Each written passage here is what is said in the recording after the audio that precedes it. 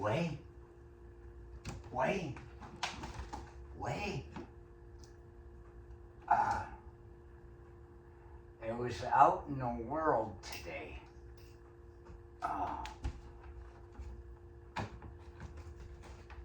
And it was just a couple of days ago.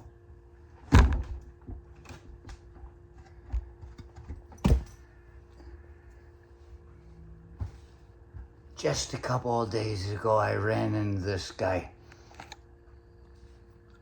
And I had about 18 $1 bills in my pocket.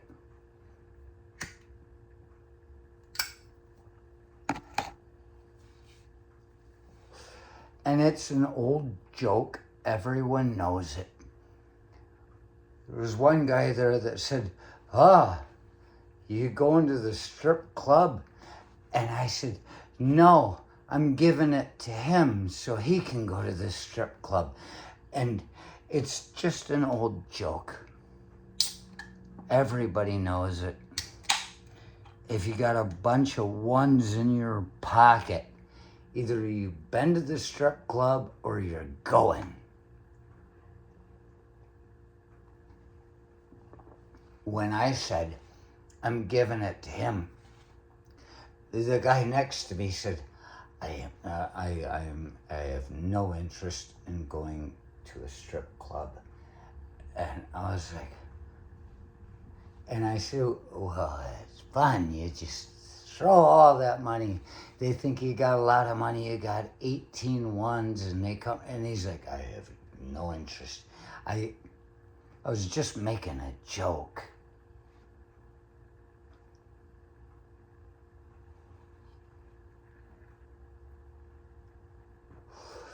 And I never thought about it again. But today, I was out in the world after a couple of days ago, and I'd heard this guy, I saw him again. I'd heard him talk about how instead of going to Toronto on his class trip a couple of years ago, that he and his buddy went and they traveled Europe and they took this thing and they did because, and he says, yeah. And I'm like, oh, that's cool.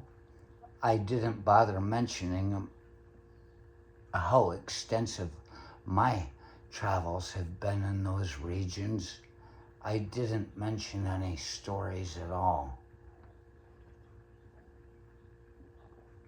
I just let him have it. He's proud of himself. And I'm thinking, gosh, what did this guy get up to? Especially today when he started talking about it again, and I have a fucking memory of him being afraid of strip clubs. Strippers have always loved me, and I've never done them wrong.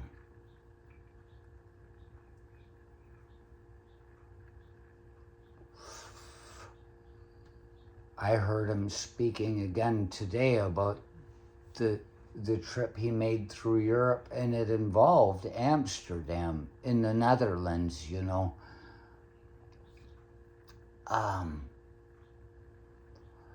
So when we were like the three of us alone, this other guy that was there the other day and this guy that's there today that was the other day that I'm talking to, and me, I looked at him, I said, you were in Amsterdam, huh? And he said, yep. I said, did you happen to catch a live sex show? And he said, the same way he did the other day about the joke about the strip club. He's, that is not my interest in my travels, in what I do. And I said, oh. And without even thinking about it, because it does not apply, you can have live sex shows of any gender and any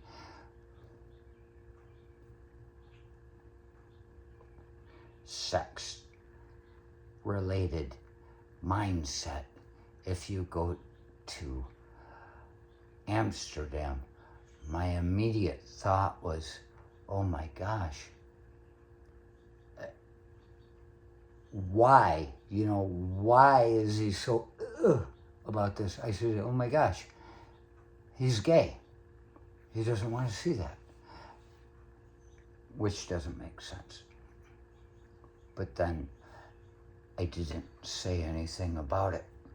After that, he was overheard by me talking about his girlfriend and their future plans in their life. And like, he's got a woman in his life, he's not gay. It just didn't make sense to me for a second. For a split second, it didn't make sense to me that he would be so afraid of the sexual being that we are.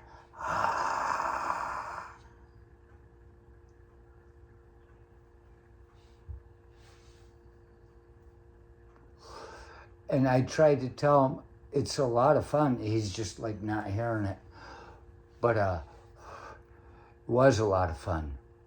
I also explained to him the way I should to you, that I didn't go to Amsterdam to see a live sex show. I was with a couple other guys on that second trip to Amsterdam that everybody had something they wanted to do except me, and I went along just so they could be happy there. Saw old movies in a theater with a bunch of men masturbating. It wasn't my idea. We just ended up there because this guy wanted to see something, and in the process we saw a woman forcing a German Shepherd to have sex with her. It's like, ooh, that's disturbing. But the other guy, he had wanted to see a live sex show, and we went to this live sex show, and we flew over the English Channel from Bath, England to get there. And there were a couple of older women, what I'd call older women. They were probably just 50 back then, but here I am. They're younger than me now, so they can be as dirty as they want.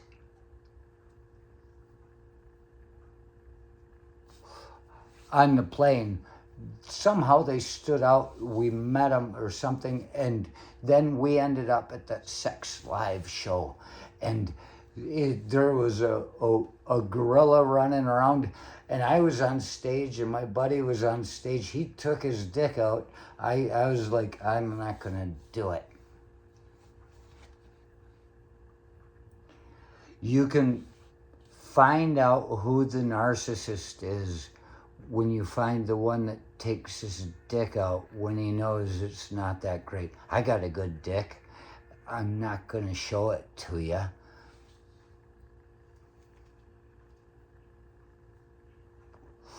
We were on stage, and there was this gorilla, a person in a gorilla suit running around with a goddamn big dildo type of thing on the front of it. And they got us on stage, and this gorilla came up and whispered to us. She says, "Don't worry, I'm a bird," which means a chick, a girl. And she took my friend's penis out, and I'm like, yeah. And then she went running around and spraying water out of this fake penis on a gorilla outfit on the crowd, and the crowd's going, ah. And when we came off, these two women that were on the plane were in the back. They came up and they said, yeah, we were on the plane with you guys. I'm like, oh my gosh, I'm glad I didn't show them my dick. I probably would have had to have given it to them like I was selling it if I showed it on stage. I didn't need to get in any trouble. I'm trying to be a good person.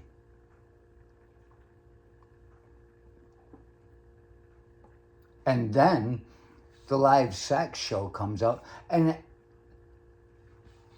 this woman comes out on stage, and she gets on a bed thing, and there's this Viking-looking young guy comes out, and I think it was the first time he'd ever performed in front of everybody.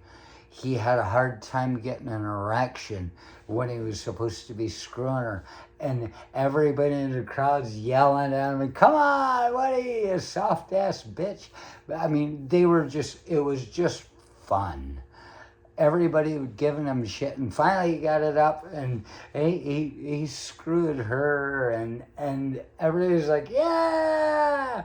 And everything worked out all right. And in the end, there was a woman that was around for most of the time that hadn't performed, but the final episode of the thing, the final scene,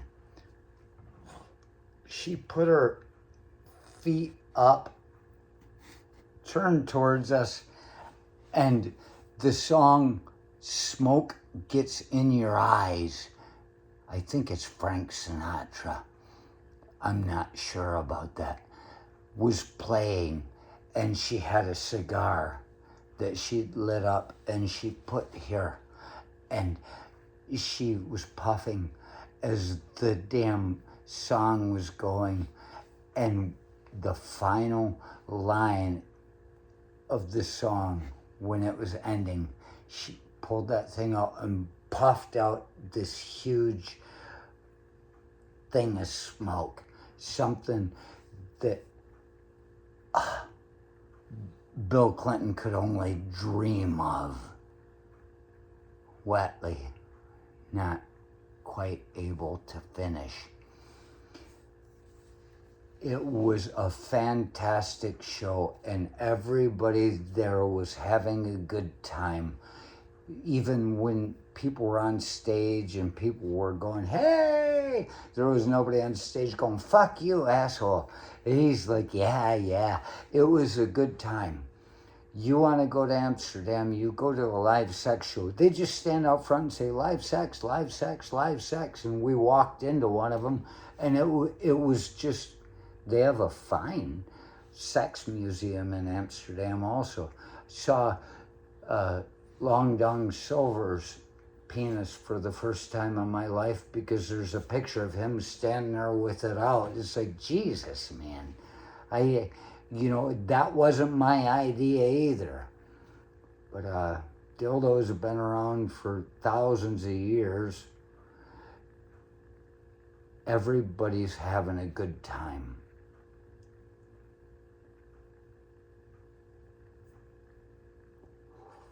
And you've got this guy that said he didn't even go through the red light district, where I saw in the red light district the first time I was there, I was just walking through it, looking around with meat. Guy I was in Iraq with, we're just walking through, and there's a couple parents that were with their 12-year-old child, and he's walking with them right behind him. It's something to be seen. It's cultural. It's the same way they're going to come look at all our women when they have burqas on and they have to have sex with the commander because,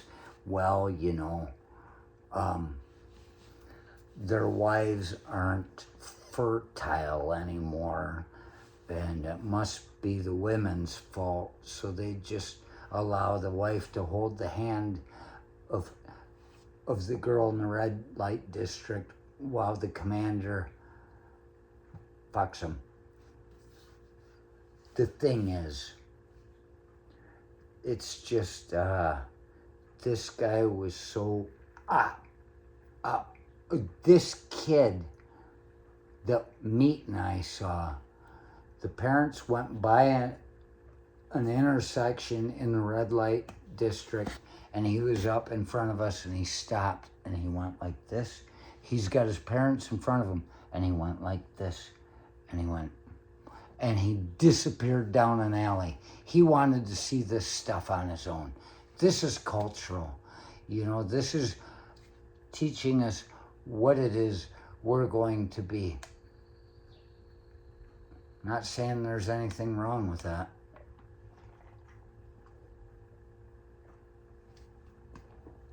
But this guy that says, I couldn't even go down into the red light district. And he got nervous. And it turns out he's not gay. And I thought early on, either he's very gay or very Christian. Not Christ-like, very Christian. And turns out he's just very Christian. He's got a girl. They have a future plotted out. And that's okay. But what I realized in all of this is I wouldn't have wanted to go over there with you. You would not have wanted to come over there with me. Because even though I go and see all the cultural stuff and even the artistic things, I'm also having a good time. When you are alone in another country where nobody knows you, it's really the only opportunity you have to be yourself. And if yourself isn't so bad, you don't have to worry about it. But you go to something that's totally natural within us all, a sex show, and everybody has a good time and nobody's bothered by it. You go do some of the other things I did when I was there. Not just because I was over there and I thought I can do whatever I want, but because I was over there and I could do whatever I want, I still chose to be a good person. Nobody suffered from anything I did. Anybody afraid of what it is I'm doing is afraid of what humanity has made of us. And you can go fuck yourself. Fuck you, Lumen.